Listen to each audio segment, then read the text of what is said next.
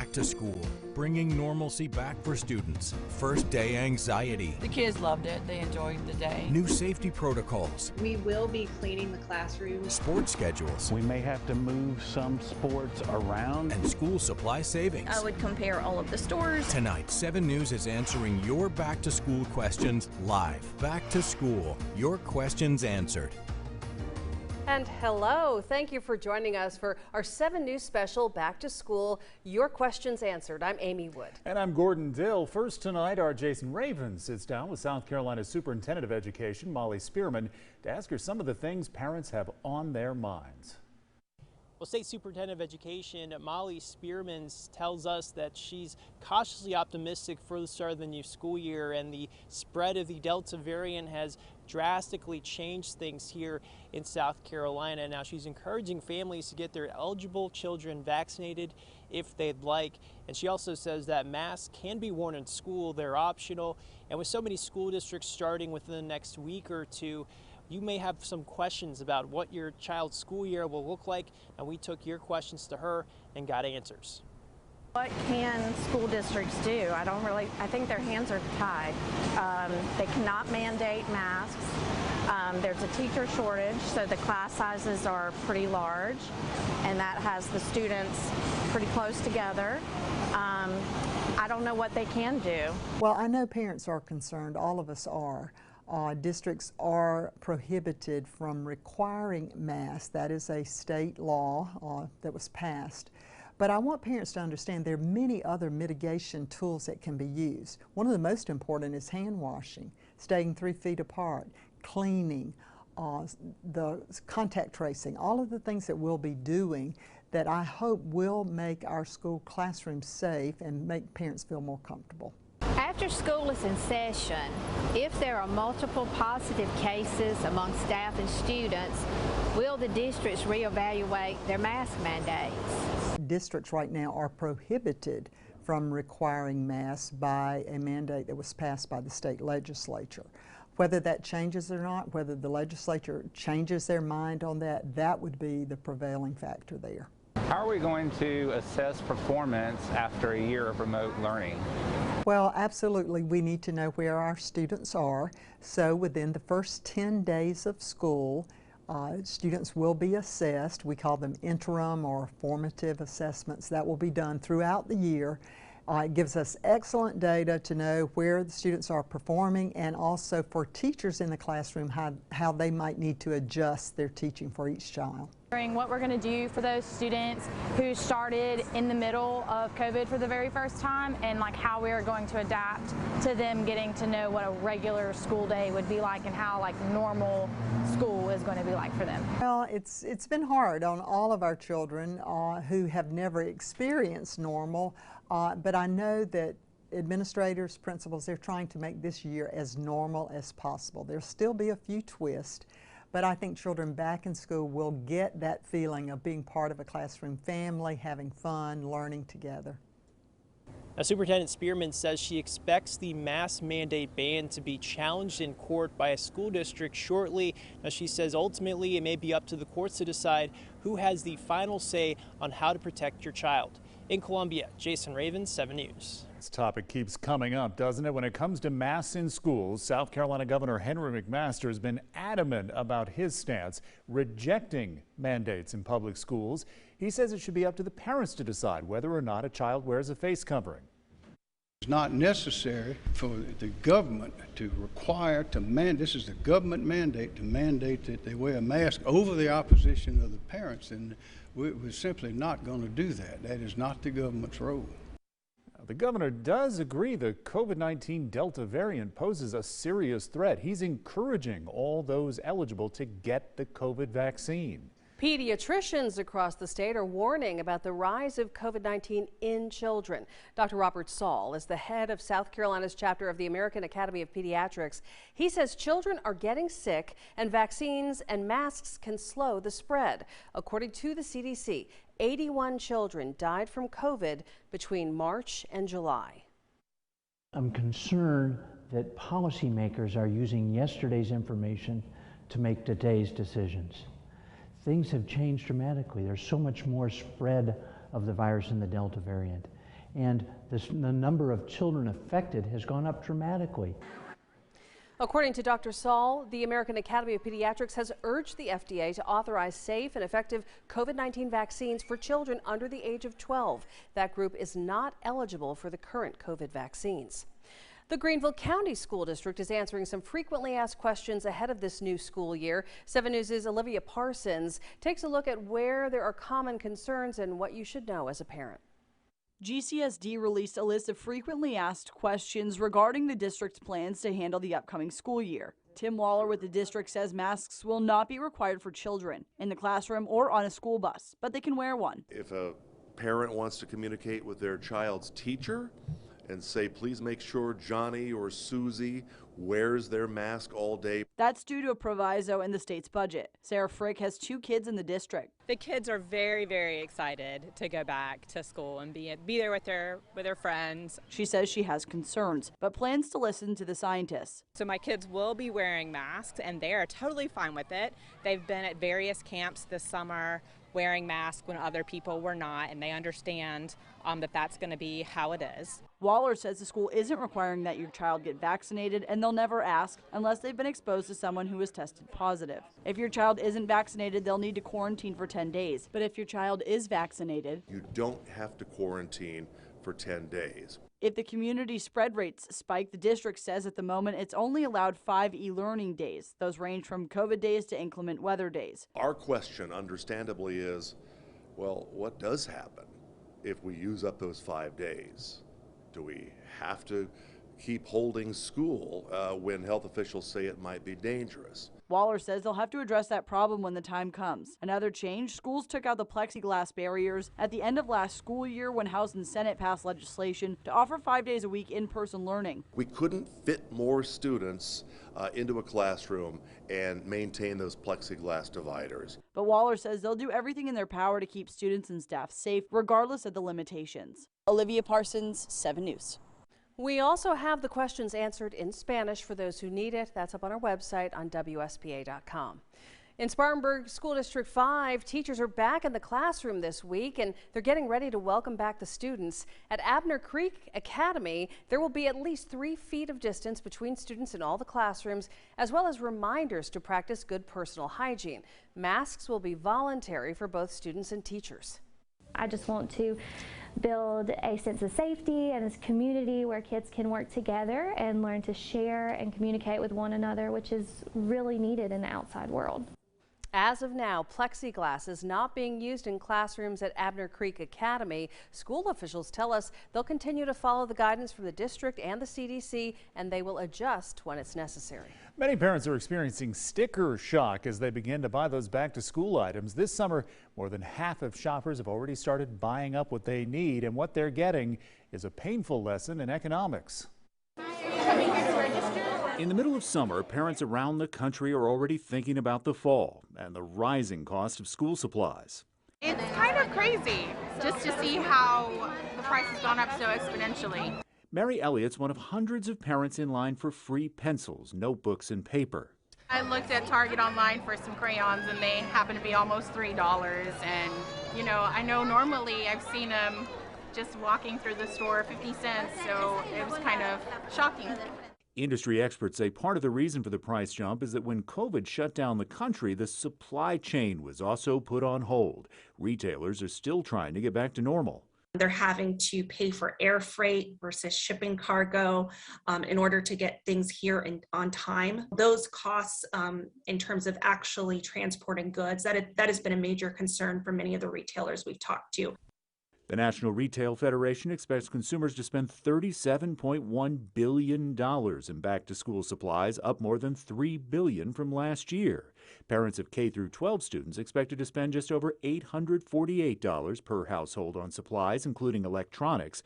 With 2 elementary-age boys, Erica Tice is getting creative to save money on supplies. We used a lot of stuff from last year, recycled stuff. They're going to have mismatched pencils and mismatched bags and stuff, but it works. For Tice, stretching her dollar makes good sense.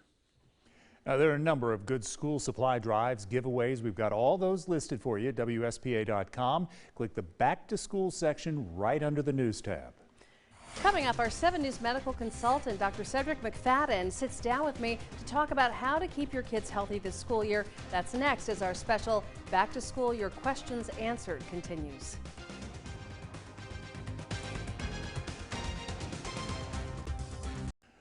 Welcome back to our 7 News special, Back to School, Your Questions Answered. A lot of emotions surrounding kids headed back to the classroom. Mental health experts say parents need to be talking about those emotions. That's exactly what one Greenville County mom's doing.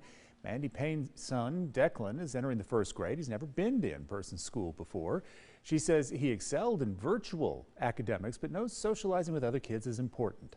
His first time going through a lunch line, having PE in person with other children, like interactive music, the related arts, sitting at a desk, just sitting at a desk and looking at a teacher in person.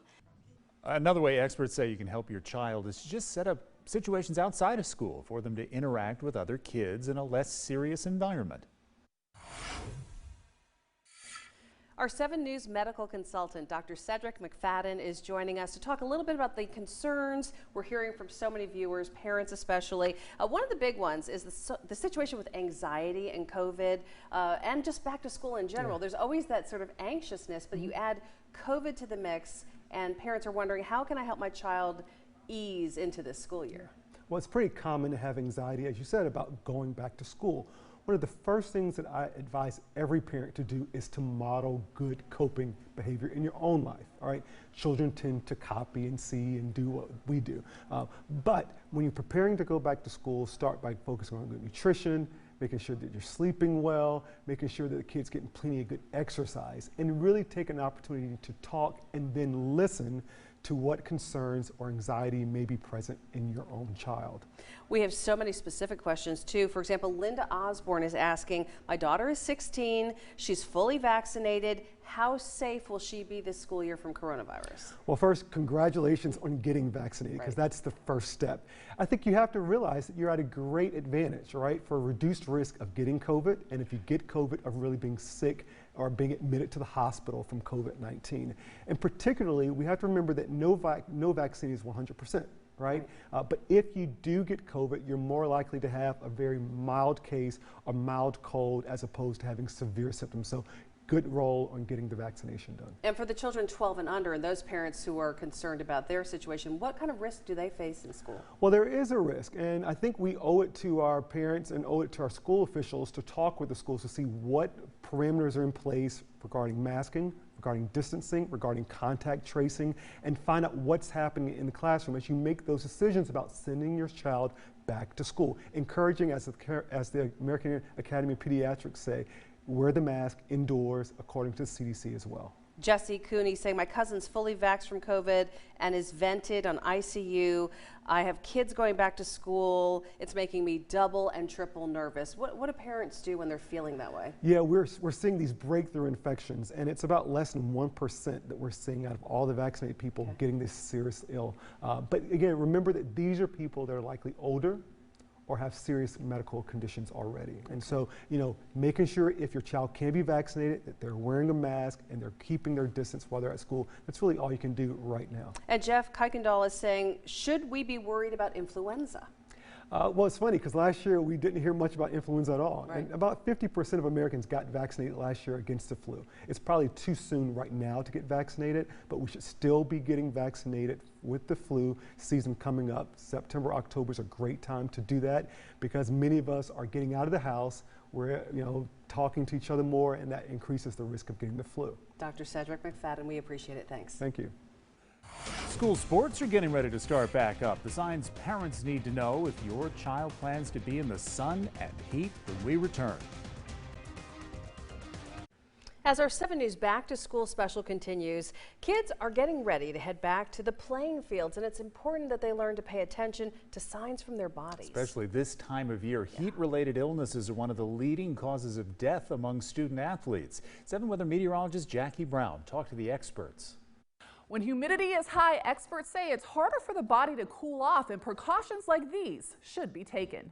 The athletic director at Dorman High, Flynn Harrell, says there's a plan for that. We do several things to try to practice our athletes. Practice in the morning, so we'll be starting at 8 o'clock And by 10:30, once school starts, there'll be times we'll have to practice in the evening. We'll have to wait until 6, maybe 7 o'clock and practice later in the day. So why is high humidity such a problem for athletes? Overheating. There's not, like, you really don't evaporate. So you keep sweating, but you're not cooling off. And regardless of how much you drink, you know, you're not really cooling off, and that core body temperature keeps rising. Heat exhaustion happens when your body can no longer recover normally from an activity. Muscle cramps can be one of the first signs of heat exhaustion. You're like throwing a ball, or if you're catching whatnot, the muscles that you continually use over and over could start to just have increasing pain throughout practice. And that can be dangerous. If action isn't taken, it can lead to heat stroke. Dr. Stanton says that when your body stops functioning, the liver slows down and the heart doesn't pump blood as well. Experts say if you experience any of these symptoms, stop what you are doing. This is not like something you can train through. It's just physics, right? Like the body gets too hot, proteins break down, muscles stop working, and it can be really dangerous. Dr. Stanton says get somewhere cool, remove layers of clothing, and call for help. Recovery can sometimes take up to 24 hours. On the field, they are watching conditions closely. Throughout practice, we have the wet bulb thermometer. That measures your temperature, your humidity, the sun intensity, as well as the wind. These special thermometers can offer a good indication about heat stress on the body. We're told if a player shows any signs of heat exhaustion during practice or a game, action is taken quickly. If they have advanced, they're going to go into our cooling pool, and they'll be covered with ice water as we try to get their body temperature down. So the bottom line is know the signs and listen to your body. I'm 7 Weather meteorologist Jackie Brown. Coming up, the roads are about to get more crowded with those buses and slowdowns from school zones. We'll get some important reminders from local law enforcement. Welcome back. Our local law enforcement officers want to remind drivers to be extra cautious on the roads, especially in school zones and around buses. 7 News reporter Scotty K has the back-to-school safety tips you need to know before you hit the road. A lot of us are going to be doing something that we haven't done in a long time, as in dropping kids off and getting to work and trying to do it all in time. Officer Casey Kingsland is a part of the traffic division at the Spartanburg Police Department, and he and his team are ready for the start of school. Just get ourselves back in that routine. But they have some important reminders for drivers, like being mindful of school zones. All our school zones and crossings are visible, well marked, lit with the flashing lights. Remember, the school zone speed's 25. And pay attention to school buses. If you're driving down a 2-lane road, you must stop for a bus when the stop arm comes out. If you're on a 4-lane road, only traffic going in the same direction as the bus has to stop. Most people, in this area, they either have kids or they have had kids before that went to school and rode the school bus. And so, you just got to think of those big yellow buses. They're carrying precious cargo.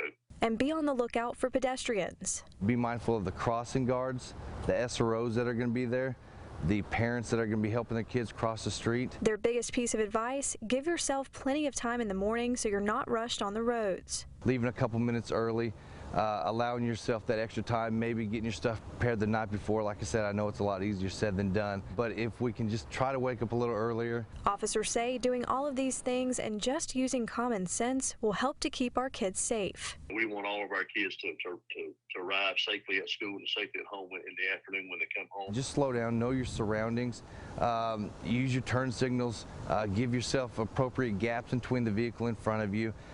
If we can all just do that, I think we're going to have a safe school year. Law enforcement says it's important to eliminate distractions like eating or texting, and if you do pass a stopped school bus, you could face a fine of $1,000. In Spartanburg, Scotty K, 7 News. We certainly hope you have a wonderful new school year. Thank you for joining us for our 7 News special, Your Questions Answered. If you missed any part of this special this evening, you can find the full thing online, WSPA.com. Click Back to School under the News tab. Good night, everybody.